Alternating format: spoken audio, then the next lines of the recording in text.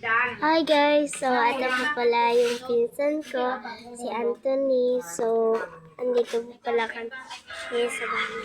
So, ang gagawin po namin ngayon ay ito, may gamit pala kayo guys. Comment po kayo kung may gamit na po kayo kasi meron kami pong gamit dito. Ito po ito. Ito po yung ayun po pala guys. Ipapamigay ko po yan guys. Para papatali ko lang. Ayun pala guys. Ayun po pala. Tapos may pa po dyan.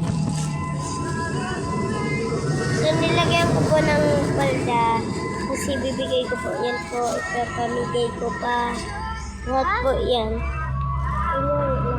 So tinatawag po si Anthony.